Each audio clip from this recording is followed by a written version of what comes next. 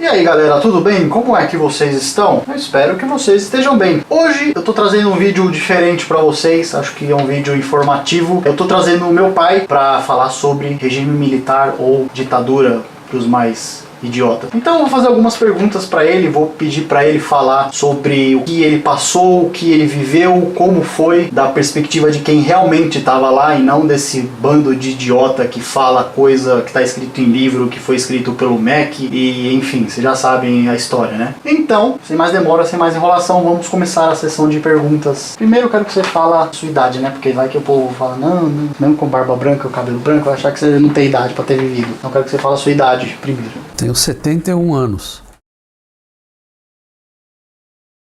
Por que houve a tomada de poder dos militares? O que estava acontecendo que eles precisavam tomar o poder? Eu tinha 14 anos, de 13 a 14 anos quando isso ocorreu. Estava naquela época quando o Jânio, ele renunciou, quem tomou o poder foi o Jango Goulart, né? Jango Goulart, ele era o vice-presidente eleito, então ele tomou o poder, mas ele já tinha uma característica comunista assim bastante carregada, porque ele era genro já do Brizola, né? E o Brizola já tinha essa influência também. E começaram a existir nessa época uma espécie de bagunça já, né? Em que cada um queria tomar conta de alguma coisa. Eu não entendia muito bem essa parte. Com 14 anos, né? A própria mídia era muito restrita, né? A Folha de São Paulo, o Estadão, as estações de TV, acho que só tinham três canais, eram de pouca penetração, né? Então, o que mais a gente ouvia, o que mais a gente tinha de notícia era no rádio. Então começaram a haver muitas greves, começaram a haver atos terroristas, bagunça mesmo. E culminou em 64, que a coisa começou a ficar muito ruim. Já faltava alimento, já começava a ter fila para comprar feijão, tal, esse tipo de coisa já existia antes de 64. E foi cada vez piorando. Eu lembro que a minha mãe comentava com meu pai para ir buscar as coisas, tinha que ir até um pouco mais longe para ver se achava mais fácil feijão, arroz. Aí o exército acabou entrando em ação. Foi interessante porque eu estava estudando no Senai nessa época, né? Senai é uma escola de aprendizagem industrial que até hoje eu acredito que era imbatível, aquela escola era muito, muito boa. E eu ia da minha casa até a escola, eu ia a pé. Às vezes eu ia de ônibus, mas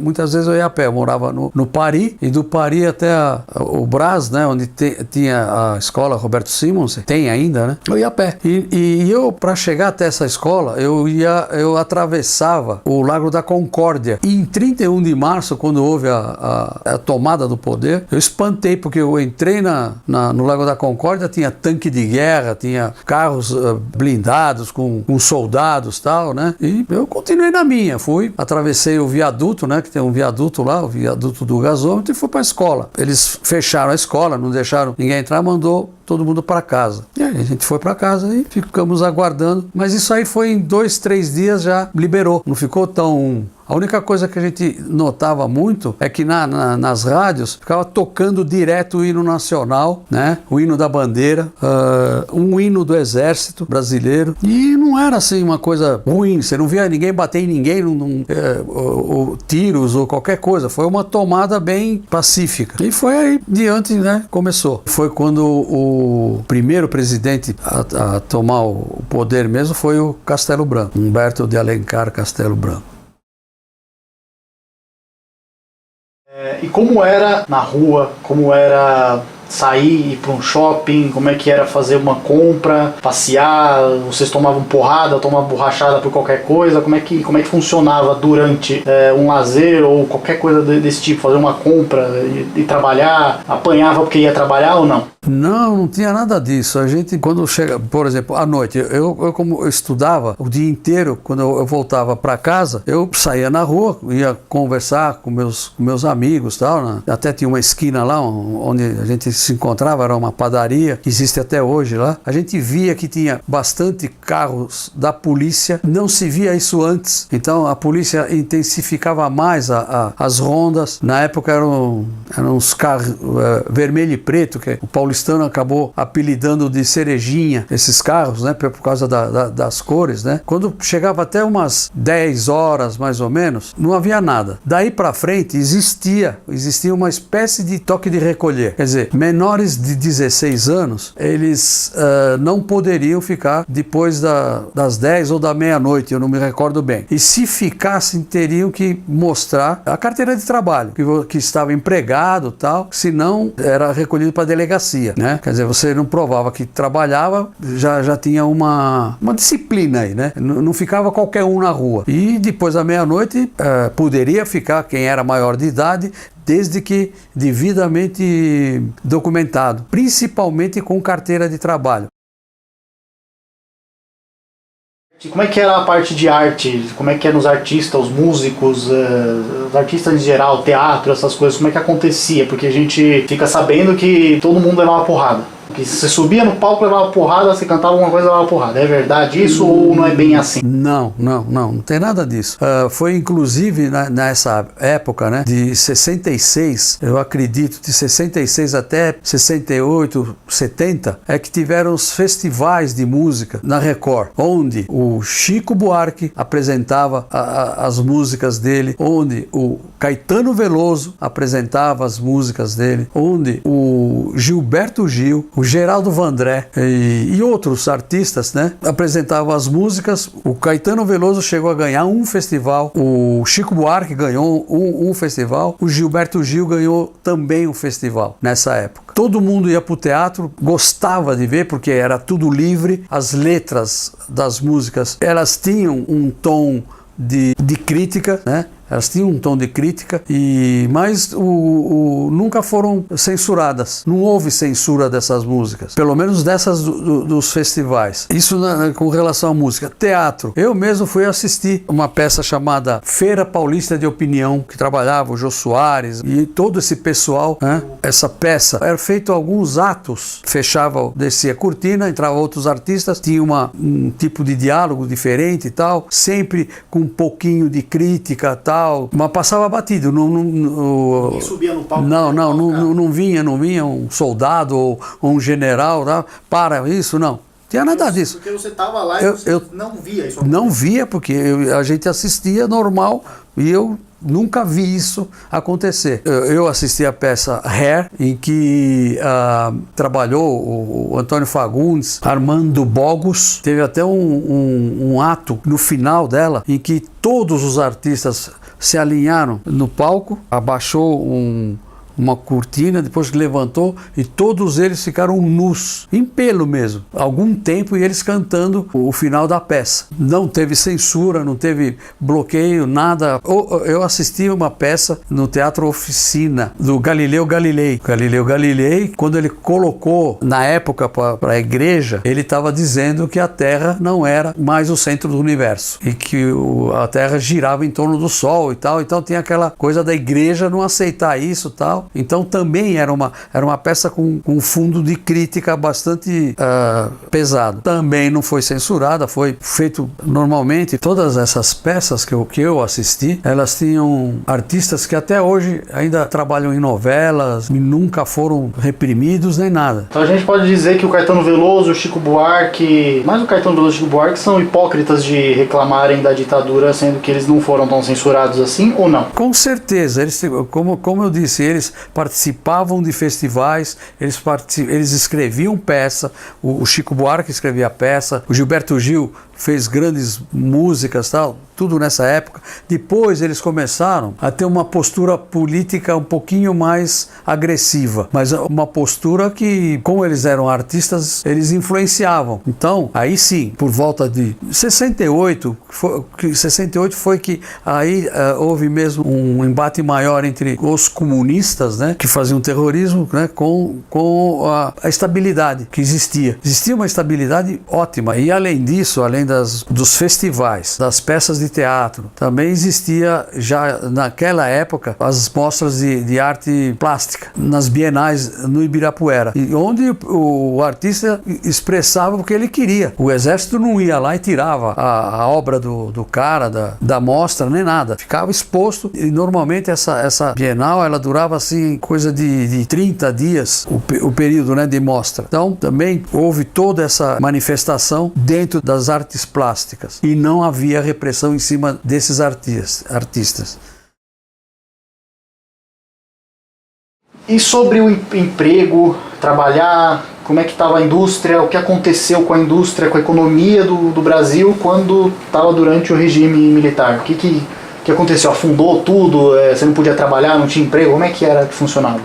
Muito pelo contrário, a oferta de emprego era muito maior, a estabilidade no emprego era grande porque existia falta de mão de obra, né? Existia oferta de trabalho e faltava mão de obra, então o profissional era valorizado. Então a indústria cresceu muito. Inclusive nessa época foi fundada a Embraer, cujo presidente dela era um militar, ele era um engenheiro formado no ITA, o Osiris Silva, que deu um impulso muito grande na administração dessa empresa, que começou a exportar aviões e tal. A empresa que eu trabalhava, ela acabou crescendo mais ainda, porque as encomendas que a Embraer começou a receber eram tão grandes que dentro da própria empresa eles não tinham como fabricar determinados componentes em tempo hábil. Então eles contratavam empresas paralelas para fornecerem serviços para eles, né? E a empresa que eu trabalhei nessa época acabou crescendo quase 50% por causa dessa investida que a Embraer deu na época. Nós tivemos que comprar máquinas, ferramentas, dispositivos, instrumentos e principalmente a gente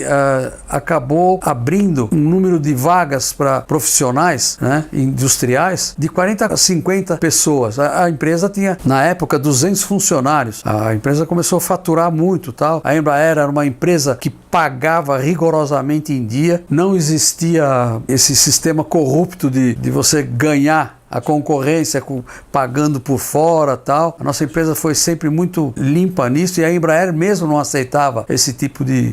Caixa 2, propina... Não. E quando existia isso, imediatamente a empresa que entrava nesse esquema e funcionários da Embraer eram demitidos sumariamente. E a empresa era eliminada do cadastro. Isso eu presenciei. Inclusive um funcionário da Embraer saindo de dentro da Embraer num camburão. Um funcionário do setor de compras. Então, foi nessa época que foi instituído o Fundo de Garantia, o FGTS, que fazia o quê? Ajudava o funcionário. Quer dizer, não reprimia, não tirava dele nada, muito pelo contrário, a empresa tinha que pagar uma parte, o funcionário também pagava uma partezinha e tal, mas funciona até hoje. Quanta gente está tendo benefícios com a introdução do Fundo de Garantia. Então você aí que está reclamando que acha ditadura, não sei o que, tá lá indo sacar seu FGTS, você é um hipócrita. Também teve uma coisa interessante, a empresa ela não tinha capital suficiente para desenvolver um projeto novo, porque isso demanda muito dinheiro em engenharia, em processo, em ferramental e uma série de coisas. Na época, o governo acabou introduzindo uma espécie de um plano pelo BNDES chamado FINEP. O FINEP, na realidade, era um programa do BNDES que beneficiava não só as indústrias, não. Artistas. Até hoje eu tenho discos desses de vinil que foram o que o artista, a banda, o grupo, foi financiada pelo FINEP. O FINEP, na realidade, significa Financiamento de Estudos e Projetos, em que você apresentava o projeto e eles faziam uma análise extremamente meticulosa para ver, inclusive, a viabilidade econômica, financeira, tudo, para a própria empresa que fosse desenvolver esse projeto e programava o financiamento desse estudo, desde a contratação de profissionais até a entrega do produto. Inclusive, no nosso caso, o FINEP contemplava você expor esse equipamento em uma exposição apropriada. No nosso caso foi na Feira da Mecânica. Nós expusemos 2 grandes máquinas operatrizes, para vocês terem uma ideia, pesava em torno, assim, as duas junto de umas 60 toneladas. Então era o governo incentivando a indústria para alavancar mais ainda o progresso. Acho que por volta de 64, logo no comecinho da ditadura, né, que o pessoal fala hoje, foi instituído o BNH. O BNH era um Banco Nacional da Habitação. Ele contemplava um financiamento já da casa própria. Naquela época já existiu esse programa do BNH. Eu mesmo cheguei a comprar um apartamento pelo BNH em 1975, 76, que depois eu não queria mais aquele apartamento, eu resolvi vender. Era tudo muito fácil de resolver, sem muita burocracia, consegui passar para frente esse apartamento pelo BNH. Inclusive nessa época as melhores estradas rodoviárias, né, foram feitas pelos militares. Eu posso dar exemplo de pelo menos 2 que eu lembro bem, que foi a Castelo Branco, né, a rodovia Castelo Branco, e a rodovia dos Trabalhadores. Foram estradas de nível internacional, de engenharia, de segurança. Nessa época ainda é que surgiu uma frase chamada milagre econômico, e não foi nada mais, nada menos que um crescimento brutal na economia brasileira. As indústrias, principalmente automobilísticas, deram um grande passo para frente com o investimento de fora, o incentivo ao industrial brasileiro de construir equipamentos, de comprar equipamentos, também foi muito grande. As obras de hidrelétricas famosas, Furnas, Itaipu, foram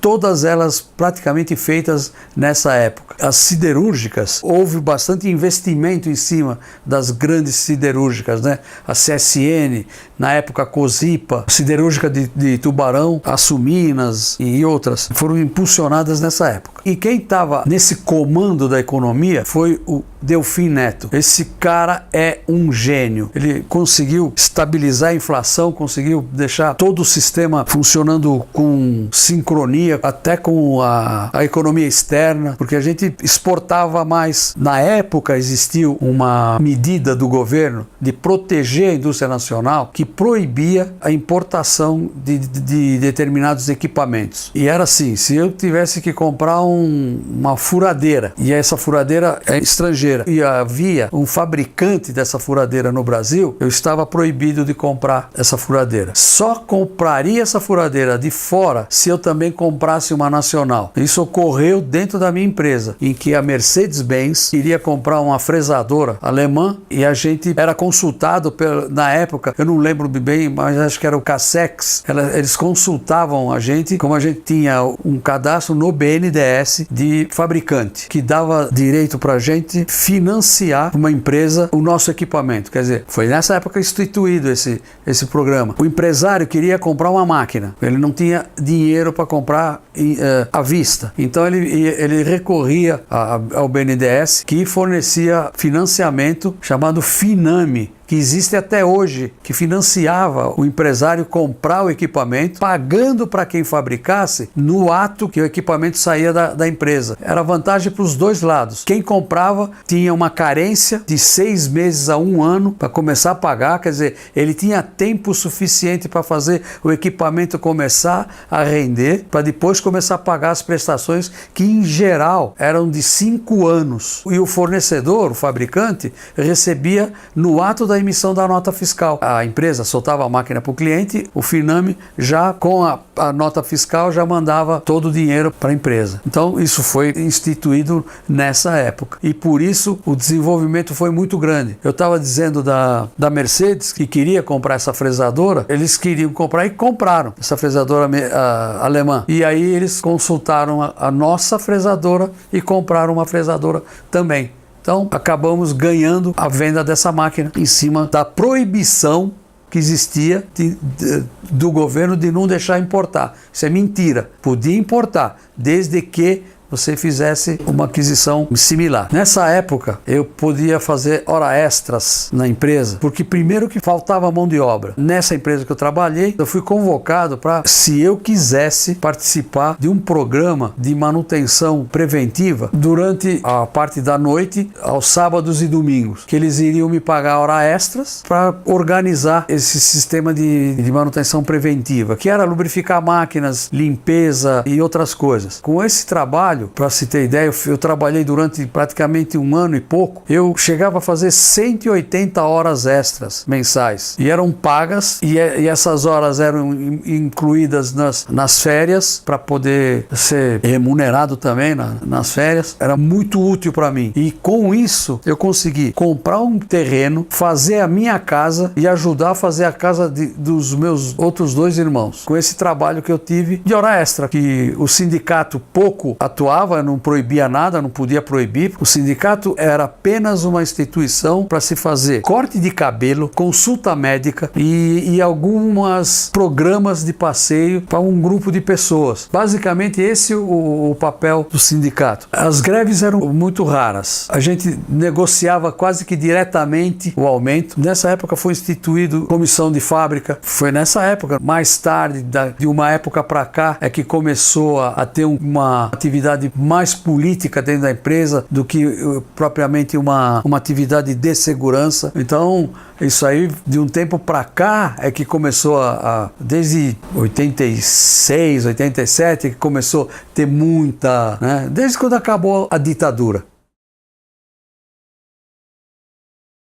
Como é que ficou a segurança? Como é que era andar na rua? Como é que era assalto? Se tinha bandido, se não tinha bandido, se o cara ia preso mesmo, se tinha estuprador? Como é que funcionava? Como é que era essa época? Olha, como essa época eu vivi a minha juventude praticamente, e depois eu casei ainda dentro dessa época tal, eu nunca tive nenhuma informação de existir quadrilhas que aterrorizavam em favelas, aterrorizavam nas ruas, em altas horas. Você podia ficar na rua até a hora que fosse, desde que tivesse devidamente documentado, você podia ficar na rua tranquilo, tinha sempre um carro da polícia, bandido mesmo a gente nem ouvia falar que existia, nem ouvia falar. Era uma coisa impressionante a tranquilidade como você podia andar na rua. Mulheres, a gente ia no cinema 6, 7 horas da noite, saía 10, 11 horas da noite e vinha a pé. Eu vinha a pé do centro de São Paulo pro bairro do Pari. A gente vinha em 3, 4 pessoas, meninas tal, a pé. Em termos de distância assim, uns 8 quilômetros mais ou menos, que você andava por ruas escuras, né? Nem todas as ruas eram iluminadas, mas nem por isso você andava com medo nem nada, porque não tinha essa presença que nem hoje dessa bandidagem toda. Não tinha, não existia. A polícia era realmente rígida com relação a isso. Então é isso, eu acho que o vídeo foi bem informativo, ficou um pouco comprido, lógico que ficou comprido porque não tem como falar de tanta coisa assim em pouco tempo, mas eu acho que foi bem informativo e eu acho que dá pra você perceber que você não pode confiar em qualquer pessoa que sai falando de ditadura sem ter vivido, sem ter passado nessa época. Geralmente, se você tava levando borrachada, cacetada e tudo mais, é porque você não tava fazendo uma coisa que presta, alguma coisa de errado você tava fazendo. E agora todo mundo é santo, depois que passa, todo mundo é santo. Ah, eu apanhei, não sei o que, só pra ganhar benefício. Enfim, não confie tanto assim no seu professorzinho de história que tá de iPhone com a camiseta do Che Guevara. É isso aí, galera. Eu espero que vocês tenham curtido. Se vocês curtiram, deixa o like aí, espalha o vídeo, divulga bastante, que é um vídeo legal, um vídeo informativo. Então acho que vale a pena dar uma força, dar uma ajuda. E a gente vai ficando por aqui. Se cuidem. Até a próxima. E tchau!